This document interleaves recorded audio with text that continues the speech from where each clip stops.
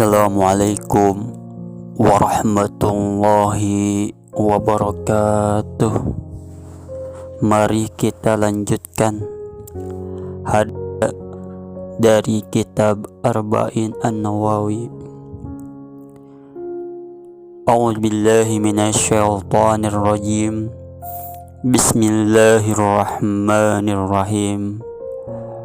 An Ibni Abbas radhiyallahu anhuma anna Rasulullah sallallahu alaihi wasallam qala law yuqtan nasu bid'awahum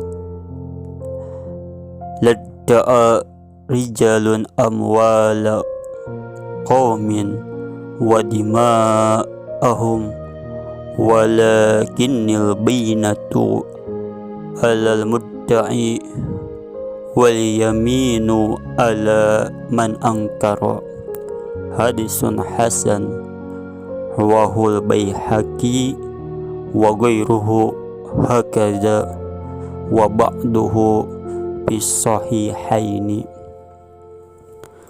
Dari Ibnu Abbas, semoga Allah subhanahu wa ta'ala meridhoi daripada keduanya, bahwa Rasulullah sallallahu alaihi wasallam bersabda, seandainya tuntutan manusia dikabulkan berdasarkan klaim mereka, niscaya ada orang-orang yang menuntut harta suatu kaum dan darah mereka, akan tetapi bukti harus dihadirkan oleh penuntut penggugat dan sumpah harus dilakukan oleh siapa yang mengingkari. Hadis hasan diriwayatkan oleh Imam Al-Baihaqi dan lainnya. Demikian sebagian darinya ada dalam As-Sahihaini. Sabda Nabi sallallahu alaihi wasallam, "Lau yu'tan nas", seandainya tuntutan manusia dikabulkan, yang mengabulkan adalah pihak yang berwenang seperti hakim dan pendamai di antara manusia. Sabda Nabi sallallahu alaihi wasallam, "Bidakwahum", berdasarkan klaim mereka, yakni berdasarkan klaim mereka terhadap sesuatu, baik klaim menetapkan sesuatu atau menafikan sesuatu.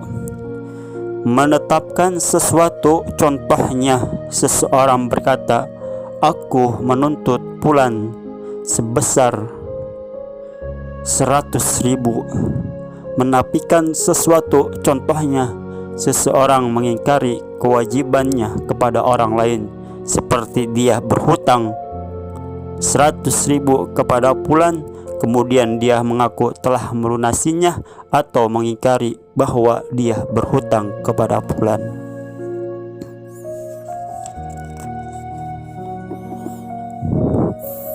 Sabda Nabi sallallahu alaihi wasallam, "Ladda'a", niscaya ada orang-orang yang menuntut.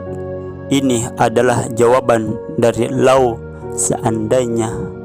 Sabda Nabi sallallahu alaihi wasallam, "Ladda'a rijalun", niscaya ada orang-orang yang menuntut. Yang dimaksud adalah mereka yang tidak takut kepada Allah subhanahu wa ta'ala. Adapun siapa yang takut kepada Allah subhanahu wa ta'ala, maka dia tidak akan mengklaim apa yang bukan miliknya, baik harta atau darah. Amwala qaumin, harta suatu kaum, yakni dengan berkata, "Ini adalah milikku." Ini satu makna. Makna lain, dia berkata, "Laki-laki itu berhutang kepadaku sekian dan sekian." Dia mengklaim hutang uang atau barang. Sabda Nabi sallallahu alaihi wasallam, "Wa dima'ahum", dan darah mereka. Misalnya dengan berkata, "Orang ini telah membunuh bapakku, orang ini telah membunuh saudaraku," dan yang sepertinya. Atau berkata, "Orang ini telah melukaiku," karena luka termasuk ke dalam urusan darah. Seandainya tuntutan manusia dikabulkan berdasarkan klaim mereka, niscaya ada orang-orang yang menuntut harta suatu kaum dan darah mereka, karena siapa yang tidak takut kepada Allah Subhanahu wa taala akan mudah saja untuk mengklaim harta dan darah manusia. Sabda Nabi sallallahu alaihi wasallam, "Walakinnal bayyinah," akan tetapi bukti adalah sesuatu yang menguak kebenaran, dan ia berlalu dalam menetapkan tuntutan. Alal mudda'i, harus dihadirkan oleh penuntut penggugat, wal yaminu, dan sumpah yakni menolak gugatan, ala man angkara, harus dilakukan oleh siapa yang mengingkari. Di sini ada penggugat, pendakwa, dan tergugat, terdakwa. Yang pertama wajib mendatangkan bukti, sedangkan yang kedua harus bersumpah untuk menolak gugatan. Sabda Nabi sallallahu alaihi wasallam, wal yaminu ala man angkara, dan sumpah harus dilakukan oleh siapa yang mengingkari, yakni mengingkari tuntutan penuntut. Hadis ini adalah dasar besar dalam peradilan, kaidah agung yang berguna untuk hakim pihak yang mendamaikan kedua orang yang bertikai dan seterusnya. Wallahu a'lam bishawab.